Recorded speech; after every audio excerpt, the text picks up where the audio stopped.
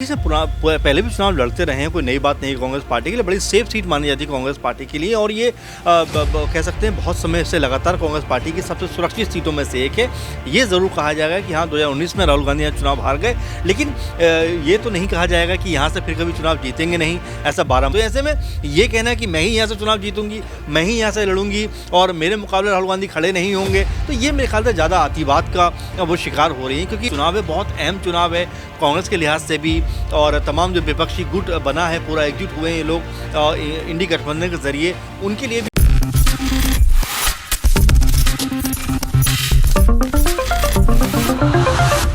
2024 की शुरुआत तो हो चुकी है। अब इंतजार किया जा रहा है लोकसभा चुनाव का। इस साल लोकसभा चुनाव जो होने जा रहे हैं, उन लोकसभा चुनाव को लेकर कांग्रेस नेता लगातार केंद्र की मोदी सरकार को चुनौती दे रहे हैं। 27 राजनीतिक दलों को एकजुट वह करते हुए नजर आए हैं और साथ ही साथ उनकी कांग्रेस पार्टी तो इसमें है ही। अब यहां पर सवाल ये उठते हैं कि आखिरकार राहुल गांधी किस लोकसभा सीट से चुनाव लड़ते हुए नजर आएंगे। मौजूदा समय में वह वायनाड से सांसद हैं, लेकिन इस बार वह किस सीट से चुनाव लड़ते हुए देखे जाएंगे, ये सवाल हर किसी के जहन में उठ रहा है। नमस्कार, मैं प्रांशी राठौर और आप देख रहे हैं नेक्स्ट 9 न्यूज। दरअसल लंबे वक्त से दावे किए जा रहे हैं कि इस बार भी राहुल गांधी कहीं ना कहीं अपने गढ़ यानी कि अमेठी सीट से उतर सकते हैं। 2004 से इस सीट से वह चुनाव लड़ते हुए देखे गए, लेकिन 2019 में उन्होंने हार का सामना किया और ये सीट उनके हाथों से चली गई।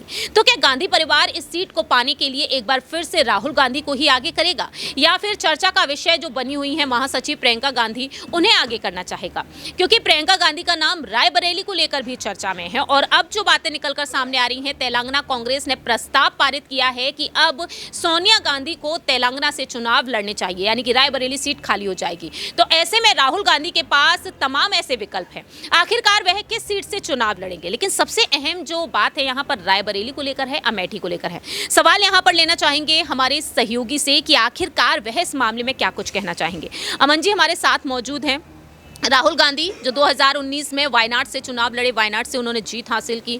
अब जो केंद्रीय मंत्री स्मृति ईरानी बार बार उन्हें चुनौती दे रही हैं अमेठी से, और अब राहुल गांधी को लेकर जो खबरें आई हैं, अब लोगों ने साफ तौर पर अपनी बात रखी कि वायनाड से वह चुनाव बेशक ना लड़ें, उनका मन जिस सीट से करे वह उस सीट से चुनाव लड़ सकते हैं। यूपी कांग्रेस के जो अध्यक्ष हैं अजय राय, वह भी पूरी श्योरिटी से कहते हुए नजर आए थे कि राहुल गांधी इस बार अमेठी से ही चुनाव लड़ेंगे। कैसे देख रहे हैं, क्या एक बार वही सियासी जंग हमें फिर से देखने को मिलेगी जो 19 देखने को मिली थी स्मृति ईरानी और राहुल गांधी के बीच? देखिए बिल्कुल, और अभी अमेठी से पहले भी चुनाव लड़ते रहे हैं, कोई नई बात नहीं है कांग्रेस पार्टी के लिए। बड़ी सेफ सीट मानी जाती है कांग्रेस पार्टी के लिए और ये कह सकते हैं बहुत समय से लगातार कांग्रेस पार्टी की सबसे सुरक्षित सीटों में से एक है।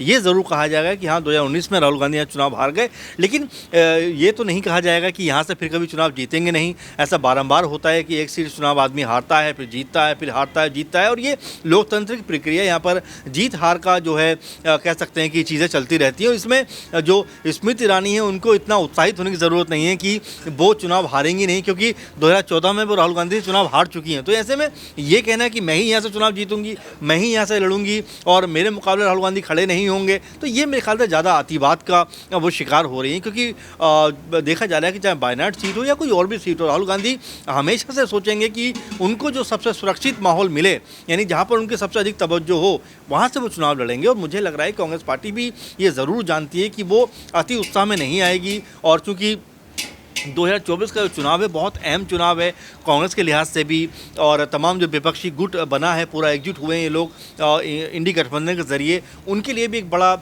मौका है कि यहाँ पर बीजेपी को जो है चारों खाने चित किया जाए, एक बेहतर रणनीति बनाई जाए। लेकिन कहीं ना कहीं जिस तरह से हम दो बड़े एग्जाम्पल देख चुके हैं, खासकर प्रियंका गांधी की बात जब आती है तो भाई कि आप वाराणसी चुनाव लड़िए, बनारस जाइए, काशी जाइए, वहाँ से मोदी का मुकाबला करिए। अब राहुल गांधी को लेकर आ रहा है, तो ये जो लगातार कंपटीशन एक या दो लोगों का नहीं है। देखिए 545 सीटें हैं लोकसभा की, और यहाँ पर कह सकते हैं बहुमत के लिए 272 चाहिए, उसके बाद आप सरकार में आते हो। तो हर एक सीट का कैलकुलेशन होता है, हर एक सीट का कहीं ना कहीं जो जनाधार होता है, उस आधार पर पार्टियां फैसला करती हैं। अब 2019 की बात करें, अगर राहुल गांधी 2 जगह से नहीं लड़े होते तो लोकसभा में भी नहीं आए होते। तो इस कह सकते हैं लोकतांत्रिक प्रक्रिया में अटल जी जैसे बड़े नाम भी चुनाव हारे हैं, तो हार जीत तो लगी रहती है प्रांशु जी। इसमें इतना अति उत्साहित मेरे ख्याल तो होने की ज़रूरत स्मृति ईरानी को बिल्कुल भी नहीं है।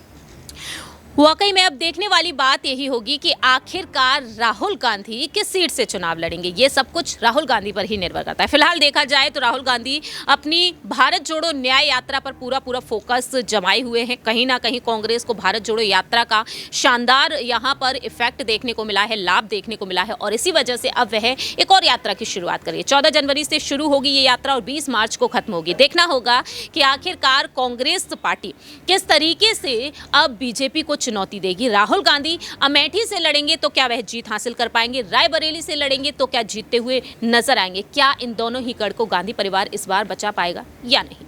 इस खास रिपोर्ट में इतना ही। बाकी की तमाम अपडेट्स के लिए देखते रहिए नेक्स्ट 9 न्यूज।